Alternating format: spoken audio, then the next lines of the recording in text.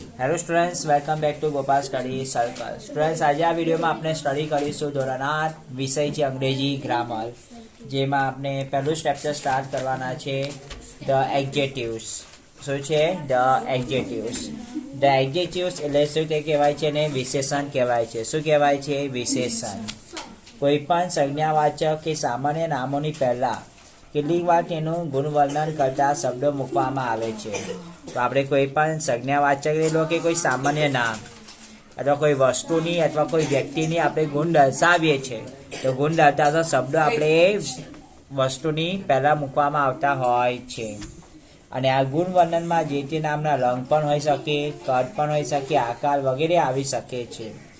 અને આ પ્રકારના શબ્દ પરસ્પર વિરોધી શબ્દ પણ હોઈ શકે છે. કેવા હોઈ શકે છે? વિરોધી શબ્દ. જેમ કે અ ન્યૂ બુક. શું છે? અ ન્યૂ બુક એટલે એનું ગુજરાતી શું થયું? નવો પુસ્તક. તેનું વિરુદ્ધ an old story. Old story એટલે કે જૂની વાર્તા. A fat main. A fat main એટલે જાડો માણસ. તો એડજેક્ટિવ્સ એટલે શું થયું? વિશેષણ. બુક છે પણ કેવી છે? ન્યૂ.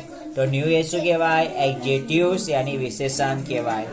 સ્ટોરી છે પણ કેવી છે? ઓલ્ડ. ઓલ્ડ એટલે જૂની. તો ઓલ્ડ એ શું કહેવાય? એડજેક્ટિવ્સ.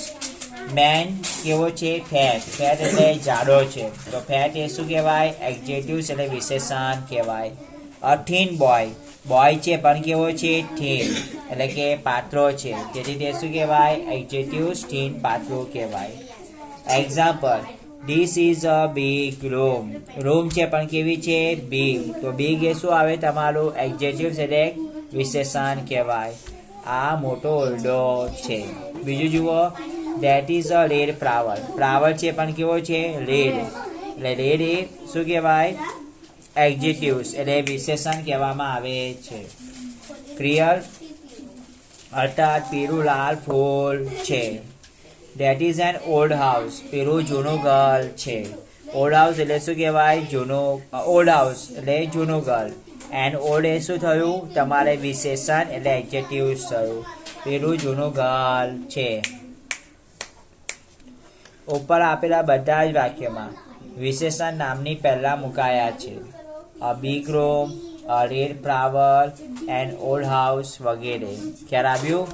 હવે ક્રિયાપદ પછી વાક્યના અંતે વિશેષણ મૂકીએ તો વાક્ય રચના કેવી રીતે થાય છે તે આપણે જોઈએ. Example: this room is big. હવે વિશેષણ શું છે? ક્રિયાની પાછળ મૂકવામાં આવે. ક્યાં મૂકવામાં આવે? ક્રિયાની પાછળ વિશેષણ મૂકવામાં આવે છે. This room is big. આ ઓરડો મોટો છે. Clear? That flower is red એટલે કે પીળું ફૂલ લાલ છે. That house is old. પેલું ઘર જૂનું છે. તો આમાં વિશેષણ ક્રિયાની પછી મૂકવામાં આવે છે. એટલે આખી ક્રિયા કમ્પ્લીટ થઈ જાય પછી વિશેષણ મુકાય છે. જ્યારે આમાં ક્રિયાની પહેલાંથી વિશેષણ મૂકવામાં આવે છે. હવે તમે જુઓ, બંને પ્રકારના ઉદાહરણ પરથી આપણને સમજાવ્યું જ હશે કે નામની પહેલાં વિશેષણ મૂકવામાં આવે તો વિશેષણના ઉચ્ચાર પ્રમાણે આર્ટિકલ એ કે એન આવે છે. શું આવે? એ કે એન. જેમ કે that is an old house a noun છે, હાઉસ, અને એની પહેલાં વિશેષણ મુકાયું તો એ કે એન જોડાય. એટલે કે જો સ્વર આપ્યું હોય એટલે કોઈ સ્પેલિંગથી જે સ્વરથી શરૂ થતો હોય, એ ઈ આઈ ઓ યુ થી શરૂ થતો હોય તો એની આગળ એન લાગે. અને બાકીના બધા વ્યંજનથી ચાલુ થતા સ્પેલિંગ હોય તો એની જોડે શું જોડાય? અ જોડાય, એ જોડાય. વિશેષણ ક્રિયાપદ પછી મૂકવામાં આવે એટલે તો કોઈ આર્ટિકલ્સનો ઉપયોગ થતો નથી. That house is old. વિશેષણ શું છે?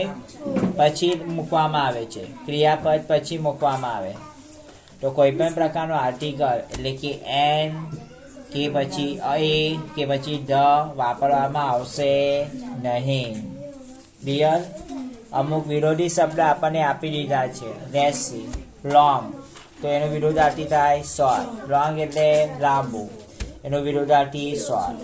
ઓલ્ડ એટલે જૂનું, એનો વિરોધાર્થી થાય ન્યૂ એટલે નવું. સ્ટ્રોંગ એટલે સશક્ત, એનો વિરોધાર્થી થાય વીક એટલે નબળું. હાઈ એટલે ઊંચું, એનું વિરુદ્ધાર્થી થાય લો એટલે નીચું. ટોલ એટલે ઊંચો, એનું વિરુદ્ધાર્થી થાય શોર્ટ એટલે નીચો. સ્મોલ એટલે નાનો, એનું વિરુદ્ધાર્થી થાય બિગ એટલે મોટો. બ્યુટીફુલ એટલે સુંદર, એનું વિરુદ્ધ થાય ઓગરી એટલે બેડોલ. ચીપ એટલે સસ્તું, એનું વિરુદ્ધ થાય કોસ્ટલી એટલે મોંઘું. ફેટ એટલે જાડો, તેનું વિરુદ્ધ થાય થીન એટલે પાતળો. યંગ એટલે યુવાન, તેનું વિરુદ્ધાર્થી થાય ઓલ્ડ એટલે વૃદ્ધ. એક્ટિવ એટલે ઉદ્યમી, તેનું વિરુદ્ધાર્થી થાય લેઝી એટલે આળસો. હેપી એટલે ખુશ, એનું વિરુદ્ધાર્થી થાય અનહેપી અથવા સેડ એટલે શું કહેવાય? ઉદાસ. ઇઝી એટલે સહેલું, એનું વિરુદ્ધ થાય ડિફિકલ્ટ. ડિફિકલ્ટ એટલે મુશ્કેલ. બ્રાઇટ એટલે તેજસ્વી, તેનું વિરુદ્ધ થાય ડલ એટલે ઝાંખું. હોટ એટલે ગરમ, એનું વિરુદ્ધાર્થી થાય કોલ્ડ એટલે ઠંડુ. ક્રૂર એટલે નિર્દય, એનો વિરુદ્ધ થાય કાઇન્ડ એટલે દયાળુ. પછી સ્વીટ એટલે મીઠું, અને એનો વિરુદ્ધ થાય બીટર એટલે કડવું. વાઇડ અથવા બ્રોડ એટલે શું કહેવાય? પહોળું, એનો વિરુદ્ધાર્થી થાય નેરો એટલે સાંકડું. કેરફુલ એટલે કાળજીવાળો, એનો વિરુદ્ધ થાય કેરલેસ એટલે નિષ્કાળજીવાળો. ક્લીન એટલે સ્વચ્છ, એનો વિરુદ્ધ થાય ડર્ટી એટલે અસ્વચ્છ. ક્લેવર એટલે હોશિયાર, એનું વિરુદ્ધાર્થી થાય ડર એટલે મૂલક. ફૂલ એટલે ભરેલો, એનું વિરુદ્ધાર્થી થાય એમ્પટી એટલે ખાલી. DRY ડ્રાય એટલે સૂકું, એનું વિરુદ્ધાર્થી થાય વેટ એટલે ભીનો. TRUE ટ્રુ એટલે સાચું, એનું વિરુદ્ધાર્થી થાય ફોલ્સ એટલે ખોટું. ફૂલિશ એટલે મૂર્ખ, અને એનો વિરુદ્ધાર્થી થાય વાઇઝ એટલે ડાયો. પછી હાર્ડ એટલે કઠણ, અને એનો વિરુદ્ધાર્થી થાય ઇઝી એટલે સહેલું. હેવી એટલે ભારે, અને એનું વિરુદ્ધાર્થી થાય લાઇટ એટલે હલકું. હોનેસ્ટ એટલે પ્રામાણિક, અને એનો વિરુદ્ધાર્થી થાય ડિસહોનેસ્ટ એટલે અપ્રામાણિક. એ પ્રમાણે પછી રીચ એટલે પૈસાદાર.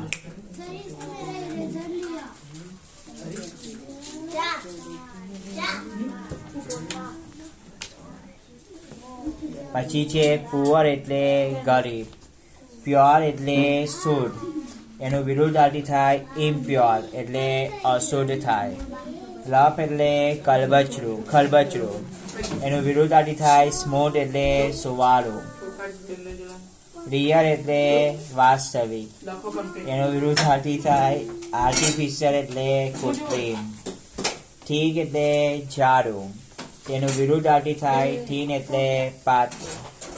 વિઝિબલ એટલે દેખીતું, એનું વિરુદ્ધાર્થી થાય ઇનવિઝિબલ એટલે કે અદ્રશ્ય. ફાસ્ટ એટલે ઝડપી, એનો વિરુદ્ધાર્થી થાય સ્લો એટલે ધીમો. ઓકે સ્ટુડન્ટ્સ, તો આ મેં તમને વિરુદ્ધાર્થી શબ્દ સમજાવ્યા આ વિડીયોમાં, અને basic information about the adjectives એટલે એડજેક્ટિવ્સ વિશે મેં બેઝિક ઇન્ફોર્મેશન તમને સમજાવી. સારું, અને નેક્સ્ટ વિડીયોમાં આપણે આ એક્સરસાઇઝ સોલ્વ કરીશું. ઓકે, અને તમને એક્સપ્લેન કરીશ. સો આઈ હોપ કે તમને સમજમાં આવ્યું હશે. તો thank you and best of luck.